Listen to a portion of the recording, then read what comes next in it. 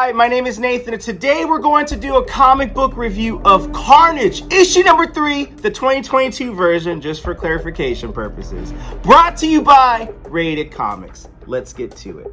We begin this issue, which we get to know that the Venom symbiote spawned years ago, and its offspring bonded to a man named Cletus Kasady. This gave Kasady super strength, speed, endurance, and powers similar to Venom's nemesis Spider-Man. This symbiote that bonded with Kasady has spread terror, fear, and chaos and anarchy wherever they go. But now the Carnage symbiote is loose. It is no longer bonded to the Cletus Kasady, and it's searching for a new host. And that new host, which we don't know yet. Carnage is just on his own, doing his own thing right now. Kasady's thirst for violence has done an excellent job for Carnage because that symbiote itself now embodies the thirst for violence, carnage, and anarchy.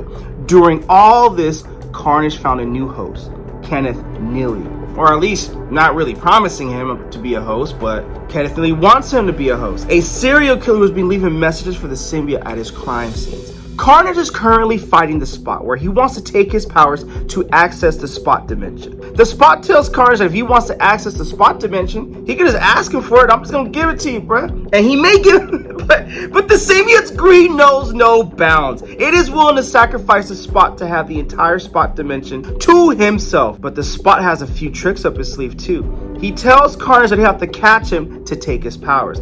Then comes Neely, who now serves Carnage and grabs hold of the Spot. Carnage takes apart the Spot. He decimates his body and mocks him for not having enough power as he should have. The Spot says that he will return. He doesn't know when, but he'll return to take his revenge on Carnage. Carnage says that he'll be waiting. Carnage, meanwhile, turns his attention to Neely, who sacrificed one of his hands for this cause. This impresses Carnage, who says that this is a small sacrifice that could be a turning point for Neely because Carnage might just choose him as his host. Although Carnage does not promise immediate help, he does tell Neely that he will fix it. Maybe not now, but later. Carnage carries Neely into the Spot dimension as Neely continues to bleed with his left hand cut off from his body. The panel shifts to Detective Jonathan Shade, who hears several voices in his head, voices he can't get away from. Keep in mind, Neely was healed by the Carnage symbiote in the previous issue, but we get to find out later on that symbiote was the codex of Cletus Kasady. These voices tell him the most horrible things, show him the most horrible things. For context, it tells him to stick a pen in the eye of an officer, while a few seconds later, the voice speaks inside his head that Lieutenant shouldn't be given a visit. He keeps dirty magazines in the bottom of the drawer, then again has more reason to visit the Lieutenant. But jokes aside, he then shouts, "No, stop!" Shade is going through an episode of anxiety and cray-cray. The voice inside Shade is of another symbiote that helped him in healing Jonathan, obviously Cletus Kasady, and that's who's been bothering him the whole time. So he goes to the roof, not to jump off the roof, but to have a conversation with that symbiote. The symbiote is not content with Shade. Kasady, it demands action. Even though it's just a mere symbiote, it demands action, and as per the symbiote, involves sharp objects. He continues talking to the voice inside his head,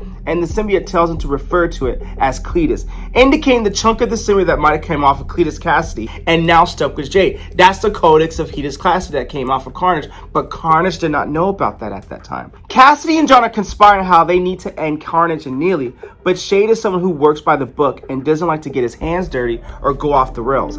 As for the current case the police department is investigating, they do not allow Shade to be a part of this. They don't find him well enough to be a part of this case because he's telling the superheroes and Carnage and they're just not ready to receive all that stuff. The violence inside Shade rises again, and he shouts at his partner. Little does his partner know it isn't Shade. In his head, Shade has already punched his partner multiple times and punched his face in and has made him bleed. Thankfully, he isn't able to do all that is real. Kasady tells Shade that he shouldn't have gone, but Shade is playing it safe. He tells Kasady he's gotten what he wanted, so there was no point in sticking around. Shade looks at a brochure that has an area marked on it. The man and the symbiote drive east of the place where they are at. Who knows what they're hoping to find? Kasady knows Carnage's plan because obviously they bonded with each other for so long. So now Kasady is leading Jonathan Shade to where Carnage is at and what they're going to do. Kasady has already correctly predicted that Carnage went after Spot, and they are probably too late to do anything about the entire situation. Shade and Kasady decide to work on this case themselves instead of calling the authorities. We're going off the rails on this one. Screw going off the book. They head to the observatory. observatory. At the observatory, Neely is trying to strike a bargain with Carnage because he sacrifices hand for him. Carnage does not take this bit even slightly. Instead, he tells Neely how other people have sacrificed so much more for him. Carnage proceeds to lift an injured scientist present there.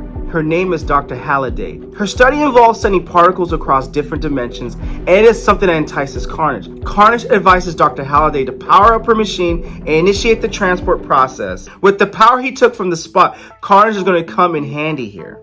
As for Neely, Carnage makes sure to repay his debt with his tentacles latch onto Neely and take along with him to another dimension. Keep in mind, what Carnage wants to do is kill gods because he got a taste of what it was like when the King in Black issue, when he was attached to Null and he got a taste of that power, but Eddie Brock took that away from him. Now he wants to go out and kill gods now. While all this is happening, Jonathan Shade comes running and tells Neely to stop. Little does Shade know that Neely isn't behind this. He is merely a pawn. Carnage's plans are much bigger than their minds can comprehend. Carnage was out for revenge against the gods. And that's where we end this issue. Personally, I did not see this plot twist coming. I did not see where all this is going. I am in on the rest of the issues of Carnage. I have nothing else to say. Link in description if you wish to add this comic book to your comic book collection. I just thought it was fun to read. It's intriguing. Built the story in 3 issues. We know a lot, and I still feel there's a lot more to be learned, and I love the pacing of the series. With all that being said, Carnage issue number 3. What you guys think of the comic book? Comment below, let me know. And also, if you like the content we're throwing up, you know what to do. Don't be shy and don't be stingy. Here at Rated Comics, we do awesome comic book reviews, comic book related content with the occasional comic book giveaway.